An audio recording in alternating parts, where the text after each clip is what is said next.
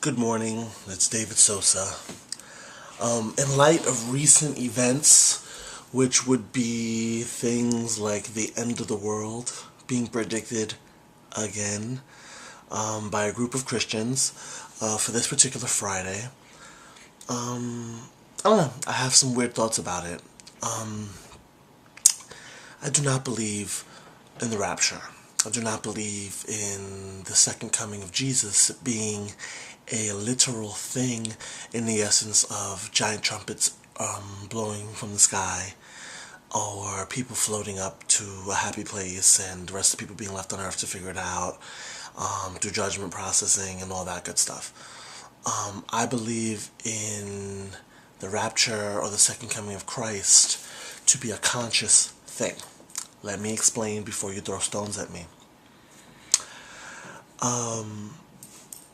Jesus showed through all of his actions a lot more than his words even said. And Jesus backed that up with words. So I look into the account of Jesus who, during his ministry, talked to everyone that the common day church or temple or Sadducees and Pharisees disowned or, just drew distant apart from, like the lepers. People were afraid to catch this leprosy, so they shunned these people. No one tried to administer to them. No one tried to do anything to them. Jesus did. Prostitutes, or maybe people who are defamed, who do not have the best reputation, tax collectors. He was able and willing to sit with them, to share, break bread with them, to acknowledge them and look past, speak to them anyway, give them an encouraging word, let them know what was going on. There was hope for things. Let them get attached to something spiritual.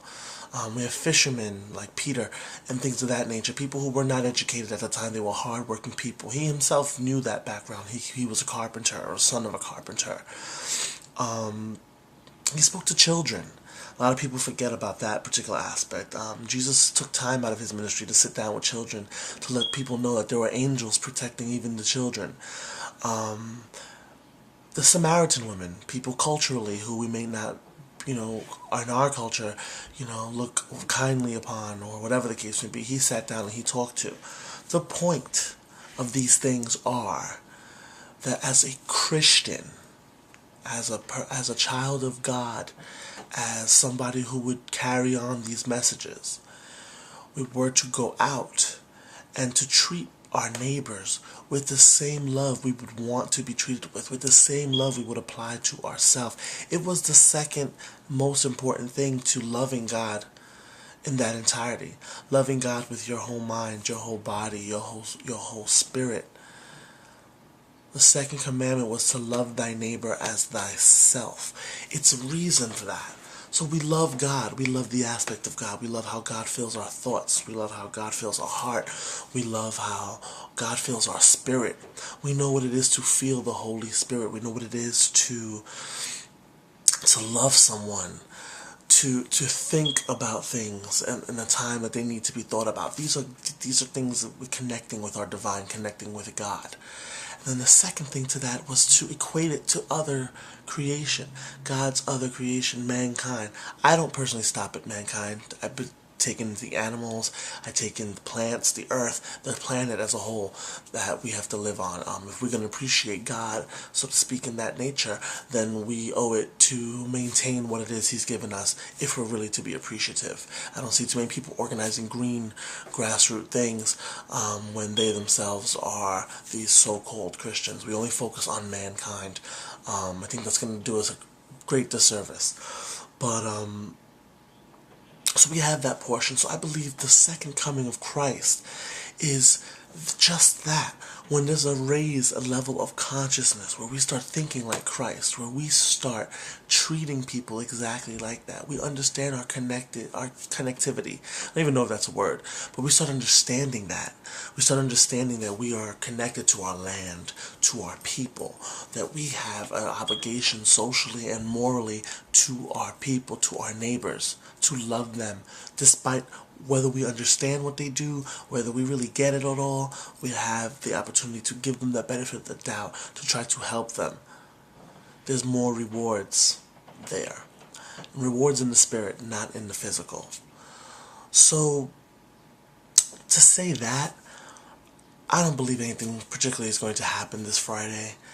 Nothing more than usual. And as far as predicting elements and things of prophecy, and I'm all for prophecy, so when I say this, I'm not being disrespectful, but I like to put things in a different perspective. Let's take the elements and let's take these earthquakes, the flash fires that were not too, a little bit back, floods, and tornadoes as of recent as well. These are all elemental things that I believe the earth is speaking to us. I believe the earth is telling us about a change. It's warning us. It's the trumpet, so to speak. It's warning. It's getting our attention of what changes there need to be. So, we're going to go with the fires. Fires known to illuminate, to devour sometimes, to make way. Just like you see farmers, they turn over the land, they set it on fire, and they make things fertile. So sometimes how we knew things need to be illuminated, need to be moved over so they can be turned over. So that new life, new growth can occur there, new state of consciousness. The earth, as we know it, things as we know it, things as firmly as we stood to our beliefs and to our ways. The tectonic plates, okay? We have things that have shifted. Our ground, things that keep us grounded, things that keep us firmly planted, that we thought we knew and that we firmly held on to because we thought they're written in stone, are shifting. They're shaking up. Things are collapsing. Our foundation is being shaken in order to rebuild. It's earthquakes. Water. The flash flooding. Water signifies your psyche, your emotions, your intuition, your psychic level. Okay? Flooding, overpooling. This is the need for your instincts, for your intuition, for your feelings, for your emotions, for all that. Consciousness to overflow, to rise up. To rise up and take over. Consciousness is a very big deal. Air. Tornadoes. Tornadoes, think about it. They come from pressures between the earthly ground and the sky, between hot and cold, and there's water there and humidity, and it has to be a perfect element to make things of the higher planes touch with that of the lower planes so that it manifests. And it manifests in rapid change.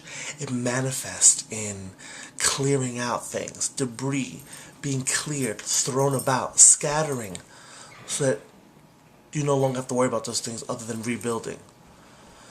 The earth is telling us we have to rebuild. We have to have a higher sense of consciousness. How we've gone about things is not the right way. There needs to be a shake-up. There needs to be an illumination. New growth has to occur. That is my belief about the prophecies. Leave a comment if you'd like to. If not, and this is too much for you and too blasphemous, you don't have to leave a comment. But I wish you all a very, very, very happy Friday, if it is the end of the world. And I'm just going to say, if it is the end and Jesus is coming, I will sit there and I will have a lot of questions and might even sing a little Mahalia. Soon it will be done, troubles of the world, troubles of the world, troubles of the world. Now I'm being stupid. Anyway, I'll speak to y'all soon. Bye.